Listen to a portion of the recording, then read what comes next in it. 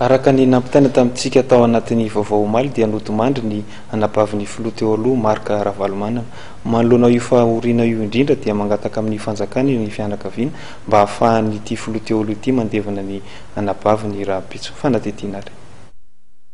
notomandry teo amin'ny fahatelo amby valopolo taona ny ramatoa Soarsolo zanak'olona anabavy ny filoha teo aloha marika Ravalo manana tonga nampiherin'ny fianakaviana araka izany ny fianakaviana Andriamatoa marika Ravalo manana no tarihan-dramatoa Lalao Ravalo manana tamin'ity fotoan'ity indrindra nanararaota ny tojo Ravalo manana nanaovana fangatana tamin'ny fitondrana malagasy ny amin'ny ahafahan'ny filoha teo aloha anaovany ny adidy farany amin'ity anabaviny ity. Eto izahay fianakaviana manontolo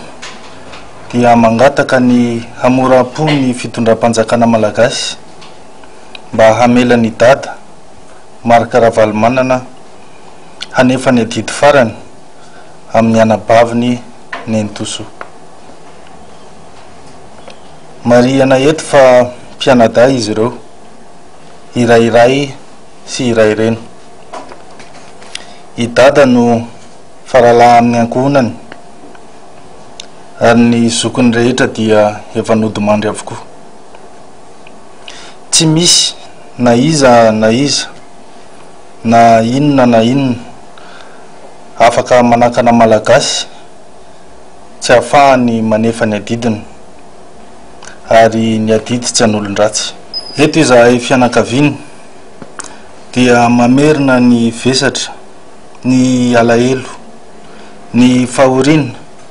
izay menjady amin'ny fianakaviana manontolo araka ny soatoavina malagasy, araka ny fahendrena malagasy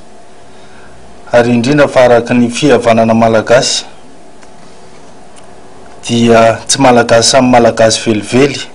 no andeha hiady amapaty. Rahabitso alahady no hiala ao amin'ny trano fonenany eny Ambohibony nofo mangatsiaka ny anabaviny filoha teo aloha ary entina isorana an'Andriamanitra ao amin'ny efitra IKM isoavana fihavozana alohan'ny ametrahana azy ao amin'ny fasandrazana ao Ankadindoha.